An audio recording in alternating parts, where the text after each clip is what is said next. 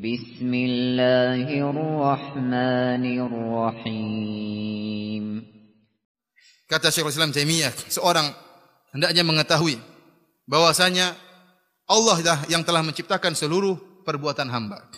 Seluruh gerakan-gerakan mereka dan diamnya mereka semua diciptakan oleh Allah. Tidak ada apa yang Allah kehendaki terjadi, apa yang Allah kehendaki terjadi dan apa yang Allah tidak kehendaki tidak akan terjadi. Tidak ada satu benda kecil pun zarrah, baik di langit maupun di bumi bergerak kecuali dengan izin Allah Subhanahu wa taala. Maka hamba-hamba ini hanyalah alat. Fanzur ila alladzi sallatahum alaik, maka lihatlah kepada zat yang telah menjadikan musuh-musuhmu menzalimimu. Wala tanzur ila fi'lihim, jangan kau lihat kepada perbuatan mereka, lihat siapa yang buat mereka mentakdirkan mereka demikian. Tastarih minal hammi wal gham, maka kau akan beristirahat dari kegelisahan dan gundah gulana. Jadi Ibnu Taimiyah seakan-akan mengatakan ini berbicara tentang masalah takdir. Kau terkena musibah, dizalimi oleh orang, ini karena sudah ditakdirkan oleh Allah. Sudah dicatat oleh Allah Subhanahu wa taala 50.000 tahun sebelum Allah menciptakan langit dan bumi. Mau diapakan lagi? Ente tidak bisa menolak. Sudah ditakdirkan oleh Allah Subhanahu wa taala. Maka lihatlah, ini kalau engkau melihat ini sudah takdir Allah, tidak mungkin dirubah-rubah, tidak mungkin dihindari, maka kau akan tentram dan tenang. Ya, ini masalah takdir. Yakin bahwasanya segala musibah telah ditakdirkan oleh Allah Subhanahu wa taala. Yakin bahwasanya tatkala Allah mentakdirkan itu yang terbaik bagi kita. Dan ini saya katakan satu sebab ini saja sudah bisa bikin kita memaafkan. Nah, masalah takdir masalah berat. Teorinya gampang ya. Teorinya apa? Gampang. Yakin sudah ditakdirkan, tapi apa? Marah-marah ya sama aja. Oleh karenanya masalah iman bukan masalah tauhid ya. Yang jadi masalah jangan menjadi teori belaka, praktek. Perlu penghayatan ya. Orang kalau beriman dengan takdir luar biasa, dampak dalam aplikasi kehidupannya luar biasa. Yang jadi masalah kita pintar teori, prakteknya belum tentu bisa. Syekhul Islam Taimiyah, an yashhada dzunubahu wa anna Allah innama sallatahum alaihi bidzambihi. Hendaknya dia ingat dosa-dosanya. Dan dia tahu bahwasanya tidaklah Allah menjadikan mereka bisa menzalimi dia kecuali karena sebab dosa-dosanya dia. Kenapa dia dizalimi? Karena ada dosa yang dia lakukan. Allah berfirman, "Wa ma asabakum min musibatin fa bima kasabat aydikum wa ya'fu an katsir." Musibah apa saja yang menimpamu, maka akibat perbuatanmu sendiri dan Allah maafkan banyak kesalahan-kesalahanmu. Fa idza syahida al-'abdu anna jami'a ma yanaluhu minal makruh fa sababuhu dhunubuhu ishtaghala bit taubati wal istighfari minadz dzunub allati sallatahum alaihi bisababiha an dhammihim wa laumihim wal waqi'ati fihim. Jika seorang hamba tahu bahwasanya musibah yang menimpa dia, ya cercaan, kezaliman yang menimpa dia disebabkan dosa-dosanya, maka dia akan ingat dosa-dosanya dan dia akan tersibukkan untuk beristighfar, untuk bertobat kepada Allah. Jadi waktu musibah kena dia salahkan dirinya dulu, jangan-jangan ini karena dosa-dosa saya. Lantas dia beristighfar, bertobat kepada Allah. Kalau dia sibuk beristighfar dan tobat kepada Allah, maka dia akan terlalaikan dari mencaci maki orang yang menzaliminya. Kenapa dia sibuk memperbaiki dirinya? Kalau dia sudah bisa memperbaiki dirinya, maka musibah tersebut akan terangkat. Wa idza ra'aital 'abda yaqa'u fin nas idza adaw wa la yarju ila nafsihi bil laum wal istighfar fa'lam anna musibatahu musibatun haqiqiyah. Kata Syekhul Islam Taimiyah, kalau kau melihat seorang hamba tatkala dizalimi oleh orang lain, maka dia tidak istighfar dan tidak bertobat, malah dia mencaci maki orang yang menzaliminya, ketahuilah ini musibahnya benar-benar musibah hakiki. Kalau ternyata dia istighfar dan bertobat, itu musibah bukan hakiki. Hakikatnya adalah nikmat. Kenapa? Dia kembali beristighfar kepada Allah dan bertobat kepada Allah. Musibah tersebut, kezaliman orang lain kepada dia hanyalah wasilah agar dia bisa beribadah kepada Allah. Berarti musibahnya bukan hakiki. Justru ini nikmat. Tetapi tatkala dia dizalimi oleh orang, dia tidak beristighfar, tidak bertobat, malah mencaci maki mereka, sibuk menghabisi mereka, ketahuilah inilah musibah yang hakiki. Baik, oleh karenanya diriwayatkan dari Ali bin Abi Thalib, "Ma nazala bala'un illa bi dzambin wa la rufi'a illa bi taubah." Tidaklah suatu musibah datang kecuali karena dosa dan tidak terangkat kecuali dengan apa? Taubat. An yashhadal abdu husnas thawabi alladhi wa'adahu Allah liman afa wa sabar. Hendaknya dia ingat, menghadirkan dalam diri ayyasyah, dia menghadirkan bahwasanya bagaimana indahnya pahala bagi orang yang bersabar dan memaafkan. Kama qala ta'ala, sebagaimana firman Allah Subhanahu wa taala, "Wa jazaa'u sayyi'atin sayyi'atun mithluha." dan balasan atas keburukan adalah keburukan yang semisalnya. Faman afa wa aslaha fa ajruhu 'ala Allah. Barang siapa yang maafkan dan berbuat kebaikan, maka pahalanya atas Allah. Allah yang memberikan pahalanya. Innahu la yuhibbudz zalimin. Sungguhnya Allah Subhanahu wa taala tidak menyukai orang-orang yang zalim. Dalam ayat ini kata Ibnu Taimiyah rahimahullah, Allah menyebutkan 3 golongan manusia tatkala dizalimi. Tatkala seorang dizalimi, ada 3 golongan, 3 model sikap manusia terhadap kezaliman yang menimpanya. Yang pertama adalah seorang yang muqtasid. Yang muqtasid yaitu yang dia membalas sesuai dengan kezaliman yang mengenainya. Allah mengatakan wa jazaa'u sayyi'atin sayyi'atun mithluha. Balasan bagi keburukan adalah keburukan yang semisalnya. Kata Allah, wa in aqabtum fa'aqibu bimithli ma uqibtum bih. Kalau kalian ingin membalas, maka balaslah sebagaimana kezaliman yang kalian rasakan. Namun Allah mengatakan, wala in sabartum lahu khairul lisabirin. Kalau kalian bersabar maka lebih baik. Jadi Allah Subhanahu wa taala tidak menyalahkan. Saya katakan tidak berdosa. Kalau ada seorang dikatakan dizalimi, kemudian dia balas dengan kezaliman tersebut, dia melampiaskan kemarahannya, selama pembalasannya sama dengan kezalimannya, dia tidak berdosa. Dan ini Allah memperhatikan apa? Sifat manusia seseorang. Tidak mengapa kalau dia balas, tetapi harus sesuai dengan kadar kezaliman. Contohnya ada orang mengatakan kepada kita, wahai fulan, ente anjing. Kita bilang ente juga anjing. Ini dosa atau tidak? Tidak. Kenapa? Kita balas sesuai dengan kezaliman dia. Tapi kalau kita balas ente juga anjing, rabies. Ah, ini dosa. Kenapa? Karena anjing rabies lebih parah daripada anjing biasa. Apalagi kalau sudah marah, bukan ente aja yang rabies, bapak ente, nenek ente, semua 7 turunan ke atas 7, semuanya rabies. Ah, ini lebih parah lagi dosanya.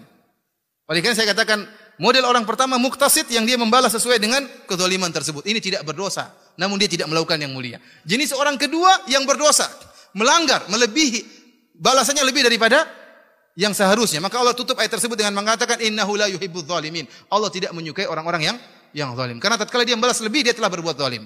Dan yang terbaik adalah golongan ketiga yang memaafkan. Kata Allah, faman afa wa aslaha fa ajruhu 'ala Allah. Barang siapa yang memaafkan dan berbuat baik, maka pahalanya di sisi Allah Subhanahu wa taala. Tapi para hadirin rahmatillah Subhanahu wa taala, diriwayatkan dari Ibnu Abbas bahwasanya pada hari kiamat, kata Syekhul Islam Taimiyah, ada suara yang menyeru, ya, illa liyakum man wajaba ajruhu 'ala Allah, fala yakum illa man afa wa aslaha. Hendaknya, ya, berdirilah, ya, ala liyakum man wajaba ajruhu 'ala Allah. Hendaknya yang pahalanya wajib Allah tunaikan, hendaknya berdiri. Siapa yang pahalanya wajib Allah tunaikan, hendaknya dia berdiri. Fala yakum, maka tidak ada yang berdiri kecuali orang yang maafkan dan berbuat baik. Jadi orang seperti ini akan dimuliakan oleh Allah Subhanahu wa taala. Ya, sebelum saya lupa, ya, ada satu hadis yang sangat indah tentang apa? Tentang memaafkan. Dan saya ingatkan kepada para suami, kalau Anda diperintahkan atau kita secara umum diperintahkan untuk memaafkan orang yang menzalimi kita, orang-orang jauh kita maafkan, apalagi yang bersalah kepada kita, orang yang sangat dekat. Contohnya apa? Istri kita. Hendaknya Anda memaafkan apa? Istri Anda. Ya atau tidak? Istri-istri pun demikian, hendaknya memaafkan apa? Suaminya.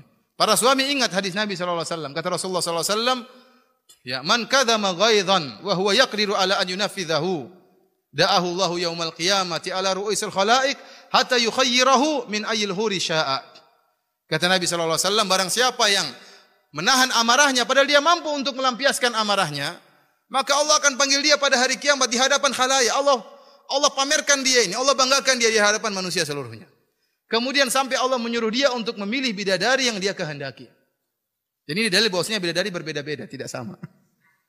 Oleh karenanya kalau istri ente marah-marah, ente maafkan. Ente bilang, kenapa suamiku maafkan? Wahai istriku, sungguhnya Nabi bersabda, barang siapa yang memaafkan, maka disuruh pilih bidadari pada hari kiamat. Syukran istriku, saya maafkan engkau. Istri tambah ngamuk-ngamuk. Oleh karena perhatian Allah Subhanahu wa taala, Allah akan muliakan orang yang memaafkan. Wajib bagi Allah untuk beri ganjaran kepada dia pada hari kiamat, orang yang memaafkan. Ini tadi berbicara, hadis tadi berbicara tentang menahan amarah. Itu sudah luar biasa pahalanya, dapat bidadari yang kita inginkan. Bagaimana lagi kalau memaafkan? Bukan sekedar menahan amarah, memaafkan sekalian. Lebih parah, lebih tinggi lagi derajatnya. An yashhada annahu idza afa wa ahsana awrathahu dzalika min salamatil qalbi li ikhwanihi wa naqaihi minal ghishi wal ghilli wa talabil intiqam wa iradati syarr wa hasala lahu min halawatil afi ma yazidu ladzatuhu wa manfaatuhu ajilan wa ajilan wa ma yazidu ladzatahu wa manfaatahu ajilan wa ajilan alal manfaati al hasilati lahu bil intiqam adhafan mudha'afatan. Kata Syekhul Islam Taimiyah, hendaknya diingat jika dia memaafkan dan berbuat baik, maka hal itu akan menimbulkan dalam hatinya salamatul qalb, hati yang bersih, hati yang jauh dari ghil, hati yang jauh dari keinginan buruk, hati yang jauh dari ingin membalas dendam. Ya, dan ini adalah suatu kelezatan yang luar biasa kata Syekhul Islam Taimiyah. Ibnu Taimiyah menjelaskan, orang yang balas dendam itu ada kelezatan, benar itu benar. Bukankah tatkala ente balas dendam, ente lezat atau tidak? Ente puas, ada kepuasan. Ada orang bilang ente babi, ente bilang ente juga babi. Akrakumullah ya. Jadi ente membalas, ente merasa apa? Puas. Ada orang bilang ente kadzab, ente bisa buktikan dia juga kadzab, ente puas. Ente puas, ada kepuasan, ada kelezatan. Ya, ada kelezatan. Tetapi kata Ibnu Taimiyah rahimahullah, jika Anda memaafkan, maka kelezatan memaafkan lebih daripada kelezatan balas dendam. Lebih daripada kelezatan balas dendam. Meskipun membalas dendam ada kelezatan, tetapi memaafkan kelezatannya lebih. Kenapa? Hati menjadi tentram, hati menjadi tenang, tidak banyak pikiran, tidur pun nyenyak, sibuk dengan istri dan anak-anak, tidak pusing dengan perkataan orang, cuek. Antum bayangkan hati kita ini kecil. Kalau seorang mau tidur kemudian dia ingat masalah-masalah yang dia hadapi, dia murajaah ya. Kurang ajar si fulan. Kurang ajar ustaz ini. Kemarin malukan saya di majelis misalnya. Kurang ajar ustaz ini mengatakan saya kadzab. Ini terus ini kurang ajar. Akhirnya apa? Sampai dia ternyata terkadang bermasalah dengan orang tuanya. Ibu kurang ajar, bapak kurang ajar. Kadang ribut sama kakaknya, kakak kurang ajar. Sebelum tidur dia merojaah semuanya. Kemudian kapan mau tidur? Bangun-bangun kena stroke. Paling tidak kena asam urat. Oleh karena perhatian Allah Subhanahu wa taala. Coba kalau dia maafkan, selesai saya maafkan, sudah tidur selesai, enggak ada masalah, enggak ada pikiran macam-macam. Tentram atau tidak? Bangun pagi-pagi segar atau tidak? Segar. Kalau ada orang bilang katakan, "Woi fulan orang bilang kok," saya enggak mau dengar. Sudah pergi. Dia enggak dengar, dia bahagia, tentram. Kalau dia dengar tersibukkan hatinya untuk memikirkan hal tersebut. Oleh karena perhatian Allah Subhanahu wa taala, saya katakan, membalas ada kelezatan, tetapi memaafkan kelezatannya lebih daripada membalas. Tadi perkataan siapa? Syekhul Islam Ibnu Taimiyah. Ini teori ya, prakteknya susah. Tapi ini teori harus kita paham. An ya'lama annahu man taqama ahadun qat li nafsihi illa awrathahu dzalika dhullan yajidu fi nafsihi. Kata Syekhul Islam Taimiyah, hendaknya dia mengetahui bahwasanya tidaklah seorang pun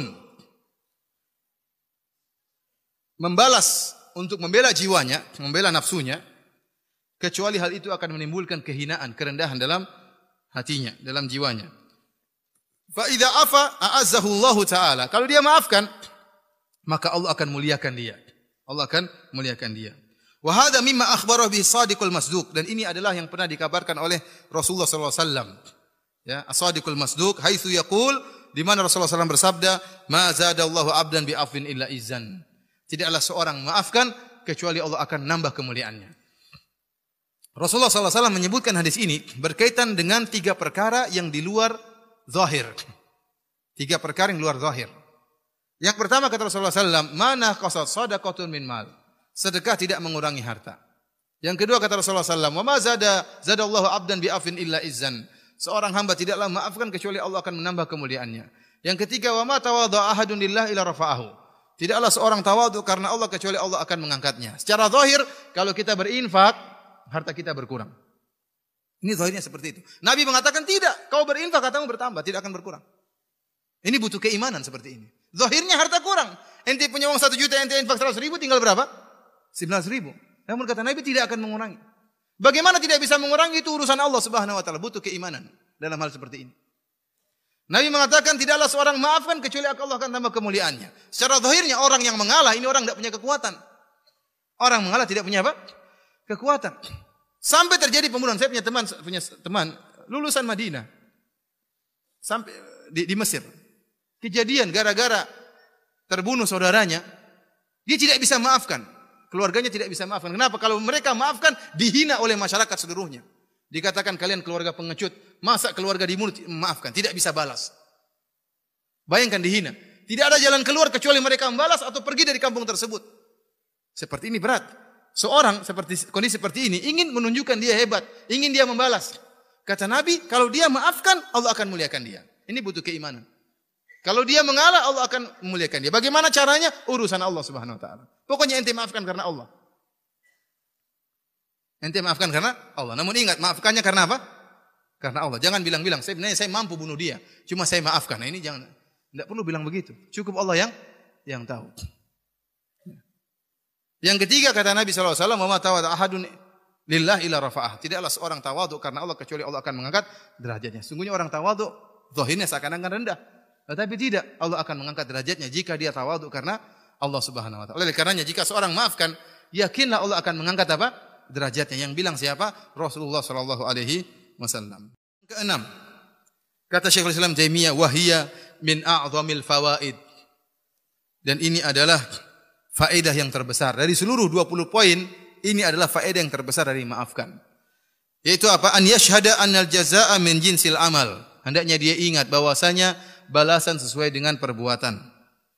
Wa annahu nafsuhu zalimun muznibun. Dia ingat bahwasanya dia adalah jiwanya pun zalim, dia adalah hamba yang penuh dosa. Wa anna man afa 'anin nas afallahu anhu. Dan ingat, barang siapa yang memaafkan orang lain, dia akan dimaafkan oleh Allah Subhanahu wa taala. Artinya apa? Ente tahu ente berdosa dan ente sendiri toyib, ente sekarang dizalimi oleh orang lain. Ente sendiri zalim terhadap diri ente. Ente sendiri punya dosa. Ente sendiri butuh apa? Dimaafkan. Sekarang ada pintu kesempatan Allah buka agar ente dimaafkan oleh Allah, maafkan orang.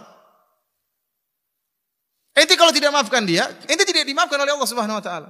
Sekarang Allah buka pintu, ente banyak dosa. Maka sekarang agar ente dimaafkan, maafkan dia. Maka pintu maafkan dibuka oleh Allah selebar-lebarnya. Al jaza' min jinsil amal. Balasan sesuai dengan perbuatan. Oleh karenanya, kalau orang zalimi kita, ngata-ngatain kita, nuduh kita macam-macam, ngambil harta kita, maafkan. Maafkan. Tatkala ente maafkan, ente dimaafkan oleh Allah. Allah mengatakan apa? Wal ya'fu wal yasfahu. Ala tuhibbuna ayaghfirallahu lakum. Ya, maafkanlah dan lapangkanlah dada kalian. Apa kalian tidak ingin Allah mengampuni kalian? Sebagaimana kisah ini, ayat ini turun tentang kisah Abu Bakar radhiyallahu anhu yang marah kepada Mistah bin Utsafah. Yang Mistah adalah kerabat dari Abu Bakar radhiyallahu anhu. Kemudian dinafkahi oleh Abu Bakar, diberi uang makan oleh Abu Bakar radhiyallahu anhu. Namun ternyata dia ikut-ikutan menuduh Aisyah sebagai pezina, dan ini menyakitkan hati Abu Bakar. Bagaimana putrinya dituduh pezina oleh orang yang miskin yang selama ini dia nafkahi. Maka Abu Bakar bersumpah tidak akan beri bantuan lagi kepada dia. Maka Allah tegur, wala ya'tali ulul fadli minkum wasa'ati an yu'tu ulil qurba wal masakin wal muhajirin. Dan janganlah seorang yang memiliki kelapangan untuk bersumpah tidak memberi bantuan kepada orang-orang miskin. Wal ya'fu wal yasfahu, hendaknya memaafkan dan berlapang dada. Oleh karenanya para hadirin rahmatillah subhanahu wa taala, ini adalah a'zamul fawaid, faedah yang paling besar. Jika Anda ingin dimaafkan oleh Allah, maafkan orang lain. Dan barang siapa yang dimaafkan, masuk surga. Bukankah Allah mengatakan, ulaika humul mu'minuna haqqan lahum maghfirah. Mereka adalah orang-orang yang beriman, imannya yang benar, bagi mereka ampunan. Allah janjikan ampunan bagi orang yang imannya benar. Yang imannya haqqan. Kalau ente memaafkan, menunjukkan ente sampai pada derajat ihsan. Iman ente berarti beres, ente maafkan, ente dimaafkan oleh Allah Subhanahu wa taala. Ketujuh kata Syekhul Islam Taimiyah rahimahullah, an ya'lama annahu idza ishtaghalat nafsuhu bil intiqam wa talabil muqabalati dha'a alaihi zamanuhu wa tafarraqa alaihi qalbuhu wa fatahu min masalihihi ma la yumkinu istidrakuhu wa la'alla hadha a'zamu alaihi min al musibah allati nalatuhu min jihatihim. Perkataan yang indah dari Ibnu Taimiyah. Beliau berkata, hendaknya seorang ingat, jika dia sibuk menyibukkan dirinya untuk balas dendam, untuk membalas kezaliman orang lain, ya, maka akan habis waktunya. Akan habis waktunya. Kenapa dia sibuk membalas? Sibuk membalas. Apa ada orang menuduh dia dengan tuduhan tidak-tidak, maka dia sibuk membalas. Nulis, untuk nulis, bikin artikel untuk bantah dia butuh waktu banyak. Iya atau tidak? Habis waktu. Seharusnya waktu tersebut untuk baca Quran, untuk menyenangkan istri, untuk menyenangkan anak-anak. Habis waktu untuk apa? Supaya bisa balas. Ada ingin balas dendam aja, ingin kepuasan hati. Supaya orang tahu dia tidak jatuh, dia yang menang. Maka dia balas, menghabiskan banyak waktu. Sehingga apa kata Syekhul Islam Taimiyah? Akhirnya apa? Habis waktunya dan banyak kemaslahatan-kemaslahatan yang harusnya bisa dia raih. Akhirnya apa? terlalaikan, terlepaskan. Dan tidak mungkin untuk diambil lagi kemaslahatan tersebut. Dan bisa jadi tersibukannya dia, waktunya yang banyak habis ini, dan kemaslahatan yang hilang dari dia, ini musibahnya lebih besar daripada sekedar tuduhan yang dituduhkan kepada dia. Paham maksud saya? Jadi, tatkala orang ini menzalimi dia, ini kemudaratan. Namun tatkala dia sibuk membalas orang tersebut, sehingga habis waktunya, hilang kemaslahatannya, kemudaratan yang kedua ini ternyata bisa jadi lebih besar daripada kemudaratan yang pertama. Oleh karena para hadirin Allah Subhanahu wa taala, Nabi sallallahu alaihi wasallam tatkala dituduh dengan tuduhan yang tidak semua tuduhan dilayani oleh Rasulullah sallallahu alaihi wasallam. Dalam sirah disebutkan Rasulullah SAW tatkala hari-hari Mina, hari-hari haji, Rasulullah SAW datang di kemah-kemah di Mina untuk mendakwahi orang-orang kabilah-kabilah Arab. Setiap Rasulullah SAW mendakwahi, datanglah pamannya Abu Lahab mengekori Nabi dan mengatakan, jangan dengar Muhammad. Hadza sabi, ini adalah orang yang keluar dari agama nenek moyangnya. Rasulullah SAW tidak peduli. Dilempar oleh pamannya, Rasulullah SAW pergi ke tempat yang lain, berdakwah lagi. Dilempar lagi Rasulullah SAW tidak menggubris pamannya, tidak dipedulikan oleh Rasulullah SAW. Demikian juga seorang tatkala sedang berdakwah, tidak semua cercaan dan celaan dia gubrisi, tidak semua. Ada perkara yang mungkin dia perlu bantah kalau memang itu ada maslahatnya besar, namun dia ikhlaskan niatnya bukan karena untuk membela jiwanya, tapi untuk membela agama Allah Subhanahu wa taala. Dan kebanyakan tuduhan-tuduhan tidak usah dipedulikan. Oleh karenanya sebagian orang mengatakan, kenapa kijang, rusa itu bisa ditangkap oleh singa? Karena rusa sebenarnya larinya lebih cepat daripada singa, hanya saja waktu dikejar oleh singa dia suka noleh-noleh ke belakang. Sudah kena belum? Sudah jauh atau belum? Dia ketangkap. Seandainya dia cuek, maka maka dia akan lari bisa selamat. Antum tatkala berdakwah mungkin diganggu orang, mungkin dicerca, dimaki-maki orang, antum berjalan, antum lihat mana masalahnya, antum bantah atau antum jalan terus. Kalau antum bantah dia bukan berarti sudah tidak ada yang bantah, akan datang orang-orang lain terus, tidak akan selesai. Tapi kalau ada masalah di depan antum jalan terus, cuekin, insyaallah berjalan terus. Oleh karena seorang menimbang antara masalah dan mudarat. Tidak setiap membalas dendam, tidak setiap melampiaskan kemarahan itu mendatangkan kemaslahatan. Bisa hilang waktu yang begitu banyak, kemaslahatan yang hilang begitu banyak, ini adalah musibah tersendiri. Yang ke-8. Perlu dia ingat bahwasanya antiqamahu wastifa'ahu wa intisarahu li nafsihi wa intisaruhu laha. Bahwasanya seorang yang tatkala dia membalas dendam, sungguhnya dia sedang menolong nafsunya. Dia menolong apa? Jiwanya. Dia bukan membalas karena Allah, tapi membalas karena apa? Karena jiwanya. Ini kebanyakan orang seperti itu. Dia disakiti maka dia ingin balas dendam. Yang dia bela adalah jiwanya, bukan Allah Subhanahu wa taala. Fa inna Rasulullah sallallahu alaihi wasallam man taqama li nafsihi qad. Padahal Rasulullah sallam dan dia adalah seorang nabi, mengganggu nabi berarti mengganggu Allah.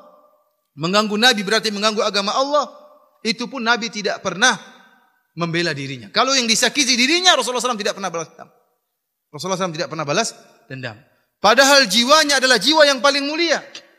Jiwa yang penuh dengan akhlak yang mulia, yang jauh dari keburukan. Itu pun tidak pernah Nabi bela jiwanya. Yang Nabi bela, idzan tuhikat hurumatullah. Kalau ada hak Allah yang terlanggar, baru Nabi marah. Kalau enggak, dianya yang disakiti, dia tidak pernah balas. Rasulullah SAW. Kata Ibnu Taimiyah rahimahullah, nah, kalau Nabi yang jiwanya begitu mulia tidak pernah dia bela, bagaimana dengan ente membela jiwa ente yang ente tahu jiwa ente penuh dengan kekurangan, yang jiwa ente penuh dengan maksiat, yang jiwa ente penuh dengan kehinaan, kemudian ente bela mati-matian buat apa? Nabi saja tidak pernah bela apa? Jiwanya. Yang dia bela adalah Allah Subhanahu wa taala. Maka seorang tatkala ingin membalas pun kalaupun menulis bantahan, pikir, saya bantah ini karena Allah hanya sekedar atau untuk membela diri saya saja. Ingat. Kalau dia tulis karena Allah, lanjutkan. Kalau tidak, hanya sekedar ingin mengeksiskan dirinya, maka jangan. Dia akan menyesal. Tapi kalau dia bantah karena Allah Subhanahu wa taala, setelah itu dibantah lagi, dia tahu dia telah menulis karena Allah Subhanahu wa taala, maka dia akan tenang. Saya ingatkan kembali kata Ibnu Taimiyah, Nabi SAW saja tidak pernah membalas untuk membela apa? Dirinya. Padahal dirinya adalah jiwa yang sangat mulia, apalagi ente yang jiwa yang penuh dengan kekurangan dan penuh dengan kotoran. Yang ke-9. In udhiya ala ma fa'alahu lillah aw ala ma umira bihi min ta'atihi wa nuhiya anhu min ma'siyatihi wajib alaihi sabr wa lam yakun lahu al-intiqam fa innahu qad udhiya fillahi fa ajruhu 'ala Allah. Kata Ibnu Taimiyah, kalau ternyata dia diganggu oleh orang lain, dizalimi oleh orang lain karena perjuangan di jalan Allah, karena dia berdakwah, karena dia menyeru kepada yang ma'ruf, karena dia mencegah dari yang mungkar, mengingatkan manusia akan kesyirikan, akan kebid'ahan dan macam-macamnya. Lalu dia disakiti, dituduh dengan tuduhan macam-macam. Maka janganlah dia balas, karena dia berharap balasan dari siapa? Allah. Kalau dia balas dengan dirinya, dia maki-maki mereka, maka selesai, tidak ada pahalanya. Padahal dia ingin apa? Fa ajruhu 'ala Allah. Sekarang kau sedang berjuang di jalan Allah, maka harapkan pahalanya dari siapa? Dari Allah Subhanahu wa taala. Harapkan bayarannya dari Allah Subhanahu wa taala. Oleh karenanya tatkala orang-orang yang berjihad di jalan Allah Subhanahu wa taala berjihad dengan mengorbankan jiwa dan hartanya, tidak ada ganti rugi buat dia, dia sudah mati. Siapa yang mau ganti rugi buat dia? Dia telah mengorbankan jiwa dan raganya. Yang ganti rugi siapa? Allah Subhanahu wa taala. Allah beli mereka. Inna Allah ashtara minal mu'minina anfusahum wa amwalahum bi anna lahumul jannah. Allah beli dari mereka. Bayarannya dari siapa? Dari Allah Subhanahu wa taala. Maka jangan berharap bayaran dari orang lain. Jangan mengharap bayaran dengan kepuasan membalas kezalimannya. Harap bayaran dari Allah Subhanahu wa taala. Syekhul Islam Taimiyah menyebutkan ibarat yang sangat indah. Beliau mengatakan, "Faman lam yasbir ala harril hawajir wal amtar was thuluj wa masyaqqatil asfar wal lususut tariq wa illa fala hajata lahu fil matajir." Barang siapa yang tidak bersabar dalam berdagang, kalau dia berdagang, dia tidak bersabar dengan panasnya matahari, dia tidak bersabar dengan dinginnya hujan, dengan dinginnya salju, dengan beratnya bersafar, dengan gangguan pencuri, dia tidak bersabar dengan ini semua, maka tidak perlu dia berdagang. Seakan-akan Syekhul Islam Taimiyah mengatakan, ente tatkala berdakwah ente sedang berdagang dengan Allah Subhanahu wa taala. Ente ingin yang beli siapa? Allah Subhanahu wa taala. Kalau ente tidak bersabar, enggak usah berdagang. Kalau jadi dai tidak pernah bersabar, sedikit-sedikit marah, sedikit-sedikit balas dendam, sedikit-sedikit maki-maki, ente tidak pantas jadi dai. Keluar dari medan perdagangan, jangan berdagang. Karena tatkala ente berdakwah, ente sedang berdagang dengan Allah dan ente mengharapkan yang beli siapa? Allah Subhanahu wa taala. Bayaran dari Allah Subhanahu wa taala. Al-Ashir yang 10 kata Ibnu Taimiyah rahimahullah, an yashhada ma'iyyatallahi ma'ahu idza sabar. Hendaknya dia ingat bahwasanya Allah ma'iyyatullah, Allah bersama dia jika dia bersabar. Wa mahabbatullahu lahu idza sabar. Dan dia ingat Allah cinta kepada dia jika dia bersabar. Ya akhi, siapa di antara kita yang tidak ingin dicintai oleh Allah Subhanahu wa taala? Di antara cara Allah mencintai kita, kita bersabar. Innallaha yuhibbus sabirin. Allah mencintai orang-orang yang bersabar. Wasbiru wallahu yuhibbus sabirin. Allah mencintai orang yang bersabar. Wasbiru innallaha ma'as sabirin. Bersabarlah, sungguhnya Allah bersama orang-orang yang bersabar. Ma'iyatullah. Allah bersama kita kalau kita bersabar. Ibnu Qayyim rahimahullah mengatakan, laisa sya'nu an tuhib, innama sya'nu an tuhab. Perkaranya bukanlah kau mencintai Allah Subhanahu wa taala, tapi perkaranya apakah kau dicintai oleh Allah Subhanahu wa taala. Banyak orang merasa cinta kepada Allah, belum tentu Allah cinta sama dia. Di antara bukti bahwasanya Allah cinta kepada Anda, kalau Anda diuji Anda bersabar, berarti Allah cinta sama Anda. Buktinya Anda bersabar. Dan Allah mengatakan wallahu yuhibbus sabirin, Allah mencintai orang-orang yang bersabar. Ini derajat yang indah, dicintai oleh Allah Subhanahu wa taala. Caranya di antaranya dengan bersabar tatkala diganggu atau dizalimi. Dan kalau kita bersabar, kata Ibnu Taimiyah rahimahullah, wa man kana ma'ahu, barang siapa yang Allah bersamanya, dafa'a anhu anwa al-adza wal madarrat ma la yadfa'uhu anhu ahadun min khalqihi. Kalau Allah sudah bersama seorang hamba, maka Allah akan menghilangkan berbagai macam kemudaratan, berbagai macam gangguan yang tidak mampu untuk dihilangkan oleh seorang pun dari makhluk Allah Subhanahu wa taala. Kenapa? Allah bersama kita. Taib, sekarang dia ganggu kita. Masih banyak gangguan-gangguan yang akan datang kepada kita, Allah tolak semuanya. Gara-gara kita bersabar dengan satu gangguan ini, banyak gangguan-gangguan, banyak kemudaratan-kemudaratan yang Allah hilangkan dari kita. Kenapa? Allah bersama kita. Seandainya kita tidak bersabar, kita balas, bisa jadi ada gangguan yang lain. Oleh karena Ibnu Taimiyah mengatakan, barang siapa yang bersabar, Allah bersama dia, maka Allah akan menolak dari dia berbagai macam gangguan-gangguan yang lainnya.